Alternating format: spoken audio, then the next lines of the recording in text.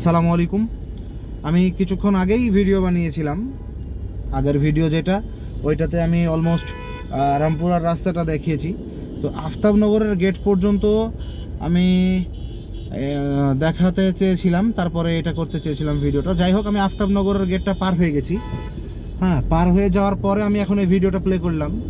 এখন দেখেন আপনারা যে আমার এই জায়গাটুকু ঘুরতে সময় কতক্ষণ লাগে এবং আমাকে রাস্তা কত দূর যেতে হয়, এবং রাস্তাতে জ্যামের পরিস্থিতি তো আপনারা দেখতেই পাচ্ছেন। হ্যাঁ, তো এই জায়গাটুকু আমার খুব বিরক্তি লাগে। রাস্তাটা আবার ফাঁকা থাকবে, ক্লিয়ার থাকবে, সুন্দর চলে আসবো। অলমোস্ট যদি আমি 20 বা 30-এও গাড়িটা চালাতে পারি, তো আমার সর্বোচ্চ 1 মিনিট থেকে 2 মিনিট সময় লাগবে ইউলুপটা ঘুরে এখান পর্যন্ত আবার আসতে। মানে আমি এই যে ডানে যে গাড়িগুলো অপোজিট থেকে চলে যাচ্ছে, সেমভাবে আমাকেও আসতে হবে এত দূর রাস্তা।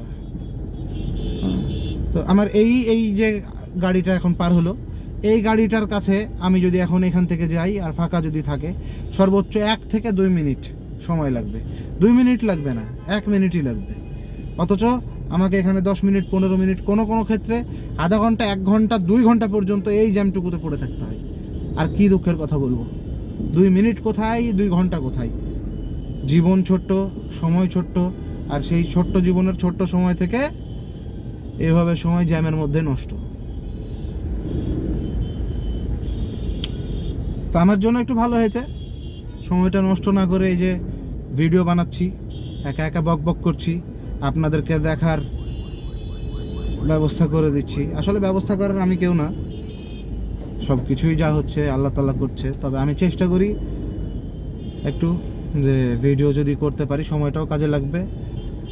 আর ফেসবুক থেকে বা ইউটিউব থেকে আমি যে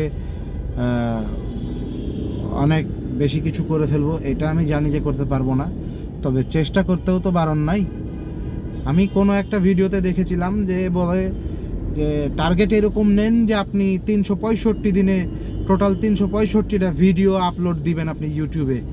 আপনার ধরে নেবেন যে আমি 4 আনাও পাবো না ইউটিউব থেকে, আর 4 আনা আশাও করা যাবে না। এই উদ্দেশ্য নিয়ে যদি আপনি ভিডিও বানানো শুরু করেন, 365 দিনে 365টা ভিডিও বানিয়ে আপলোড দেন, 365 দিন পর আপনি আমার সাথে যোগাযোগ করবেন যে 365 দিনে আপনার কী কী পরিবর্তন হয়েছে। হ্যাঁ, এরকম একটা কথা একজনের ভিডিওতে আমি দেখেছিলাম।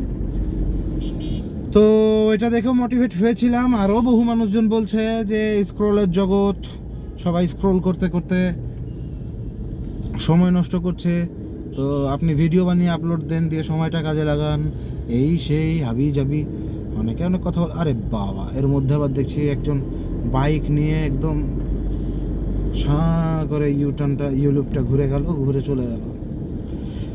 তো ইউলুপটা ফাইনালি ঘুরলাম। এই যে ডান সাইডে যখন থেকে এই ব্যারিকেডটা দেখতে পাচ্ছেন, কি বলে এটাকে, আইল্যান্ড বা ব্যারিকেড বা যাই হোক, এই যে ডানের এইটা ব্রিজে যেরকমটা থাকে আর কি, এটা যখন থেকে দেখতে পাচ্ছিলেন ততক্ষণ থেকে ইউলুপ ঘোরা শুরু করেছিলাম। এই যে এখন শেষ, ইউলুপ শেষ, এবার পড়ে গেলাম জ্যামের মহাসাগরে। তো কি কথা আর বলবো।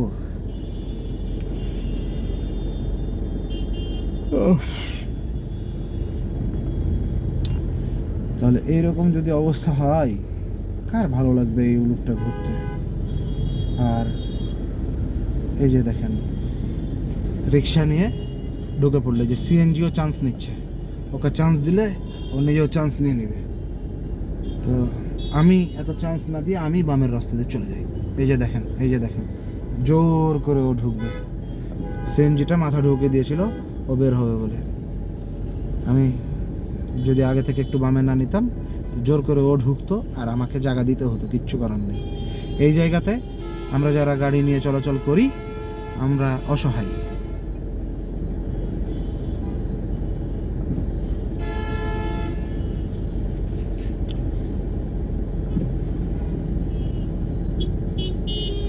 আমাদের সামনে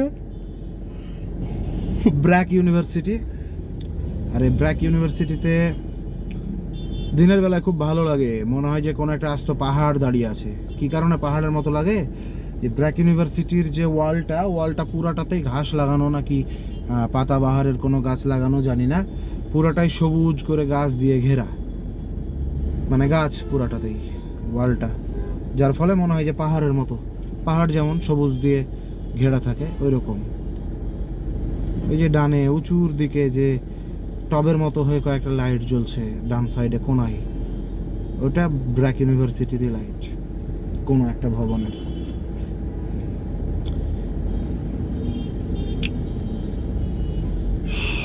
এখানে দুইটা বড় বড় ইউনিভার্সিটি থাকার কারণে, এক হচ্ছে ব্র্যাক ইউনিভার্সিটি আর এক হচ্ছে ইস্ট ওয়েস্ট ইউনিভার্সিটি। এই কারণে স্টুডেন্টরা প্রচুর থাকে এখানে, এবং নামগুলোতেই বলে দিচ্ছে যে কি পরিমাণে এখানে পড়াশোনা করা ব্যয়বহুল। এবং এখানে যেসব স্টুডেন্টরা পড়াশোনা করে এরাও ম্যাক্সিমাম সব টাকাওয়ালা ঘরের সন্তান। তো আশেপাশের এলাকাগুলো উন্নত হওয়া শুরু হয়ে গেছে, বা অলমোস্ট উন্নত বলা যায়। কি কারণে? ফাঁকা একটা জায়গা আছে, সেই জায়গাটা ঝটপট যেভাবে পারছে বিল্ডিং লোন নিয়ে হোক, যেভাবে হোক বিল্ডিং করে তুলতে পারলে, বিল্ডিংটা কোনো মতো তুলতে পারলে ভাড়া হবেই। আর এই জায়গাতে বর্তমানে আশেপাশের সব ভাড়ার এই বিষয়টা মাথায় রেখে খুব উন্নত হচ্ছে। আর আফতাবনগর, যেটা আমি এখানে আসার পর থেকে শুনছি, আফতাবনগর আজ থেকে 10 বছর আগে বিল ছিল, মাঠ ছিল, শেয়াল নাকি দিনের বেলাতেও দৌড়ে বেড়াতো। শেয়াল অবশ্য দিনের বেলায় দৌড়ে বেড়াতে এখনও দৌড়ে বেড়ায়, আমি নিজে চোখে দেখেছি। আর জায়গা জমি কেউ কিনতে চাইতো না, যে এই মাঠের মধ্যে, গ্রামের মধ্যে, বিলের মধ্যে কে জায়গা কিনবে, এইরকম একটা কথা বলতো, তুচ্ছ তাচ্ছিল্য করতো। 2 লাখ 3 লাখ টাকা কাঠা নাকি এক সময় ছিল, আর এখন সেই জায়গাতে 2 কোটি টাকা 3 কোটি টাকা কাঠা হবে।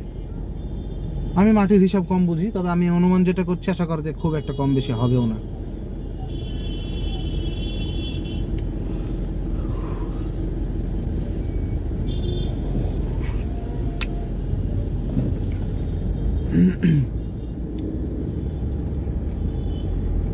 আমি এখন পর্যন্ত কিন্তু যে জায়গা দিয়ে আমি ঢুকে যেতে পারতাম যদি কাটা থাকতো, এই যে এখন আমার 7 মিনিট পার হয়ে গেছে ভিডিও করা, এতক্ষণ আমি বাসায় গিয়ে ঢুকে প্যান্ট চেঞ্জ করে লুঙ্গি পরে রিল্যাক্সে একটু শুতে পারতাম, রেস্ট করতে পারতাম।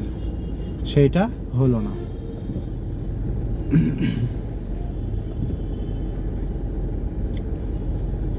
এখনও কতক্ষণ লাগবে কে জানে, এখন আর বেশি সময় লাগার কথা না, তবে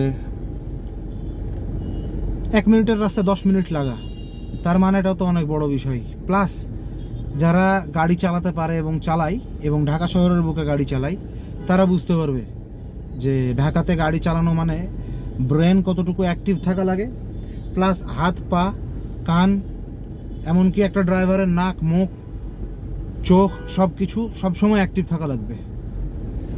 এই সব বিষয়গুলো দেখতে গিয়ে, এই যে জ্যাম, একদিক দিয়ে রিক্সা ঢুকে যাচ্ছে, যে ডান দিকে একটা বাস ঢোকার চেষ্টা করছে, যে ঢুকেও গেল। হ্যাঁ, আমি যদি একটু বামে গাড়িটা না নিই, তাহলে এই বাসের সাথে ঘষা মাজা খেয়ে নেবে। তো এইসব জিনিসগুলো অ্যাক্টিভ না থাকলে সমস্যা। আচ্ছা, বামে যে পাম্পটা আপনারা দেখতে পেলেন না, এটা দীর্ঘদিন যাবৎ মেরুল বাড্ডা পাম্প। এটা দীর্ঘদিন যাবৎ দেখছি কাজ চলছে, অন করবে, ফাইনালি সম্ভবত এটা চালু করেছে। এখন এদিক দিয়ে নেক্সট টাইম কখনো আসলে দেখব, চেষ্টা করব যদি তেল নেওয়া সম্ভব হয়। এটা যদি হয় আমাদের জন্য ভালো হবে। মানে আমাদেরকে যদি সাপোজ আমরা কাকরাইল থেকে আসছি রামপুরার উপর দিয়ে, তাহলে আমাদেরকে বাড্ডাতে তেল নিয়ে আবার আমাদেরকে ক্যাম্ব্রিয়ান স্কুল অ্যান্ড কলেজ যেটা ছিল ওই জায়গায় যেতে হয় ইউ টার্ন নেওয়ার জন্য। আর এটা যদি হয় তাহলে ইউ লুপ দিয়ে ঘুরে যাব, ঘুরে তেলটা নিয়ে তারপরে ঢুকে যাব বিল্ডিংয়ে। এটা ভালো হবে, এটা যদি হয় খুব ভালো হবে। তো ফাইনালি এসে পড়েছি এখন আফতাবনগরের গেটের কাছাকাছি। এখনও এক মিনিট সময় লাগবে, 1 থেকে 2 মিনিট সময় লাগতে পারে। 2 মিনিট লাগবে না, ফাঁকা হয়ে গেল বা গাড়ি টান দেওয়া শুরু করেছে, তার মানে 1 মিনিটের ভেতরে চলে যাব। আমরা কিন্তু এই যে ডানে যে অপোজিট থেকে গাড়িগুলো আসতে দেখছি, গাড়ির গ্যাপ গ্রুপ দিয়ে যেটা দেখতে পাচ্ছি আর কি, আমরা ওই রাস্তা দিয়েই গেছি। এত দূর রাস্তা আমাকে অযথা ঘুরতে হলো, এই রাস্তাটুকু অযথা ঘুরতে হলো। যদি এই জায়গা থেকে একটা পার হওয়ার জায়গা থাকতো তাহলে কি সুন্দর পার হয়ে গেলে এতক্ষণ ঢুকে যেতাম।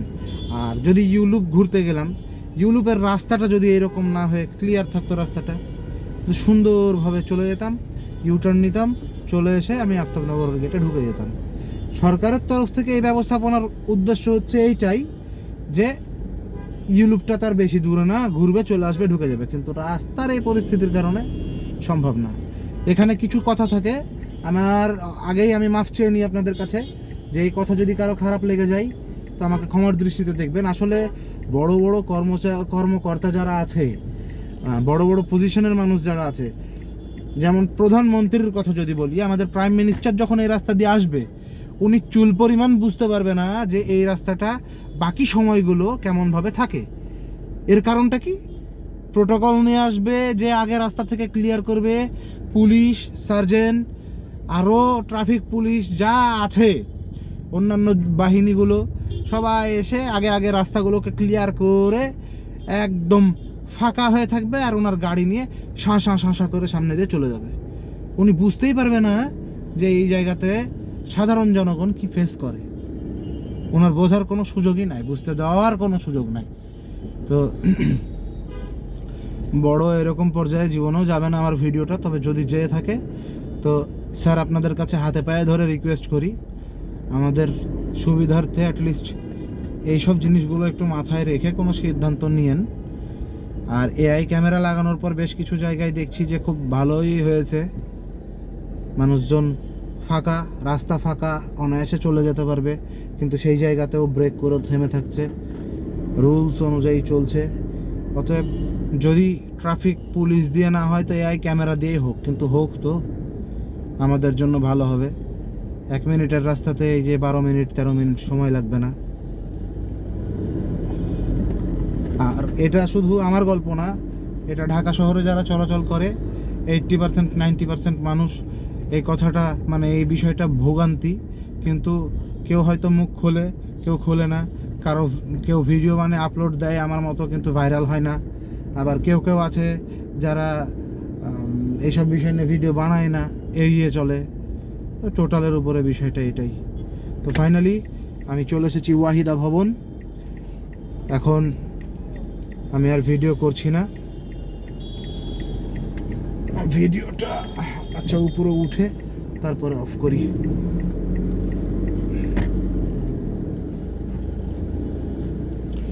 সবাইকে এখনকার মতো আসসালামু আলাইকুম, বিদায় জানাই। পরে দেখা হবে আবার অন্য কোনো ভিডিওতে। আসসালামু আলাইকুম।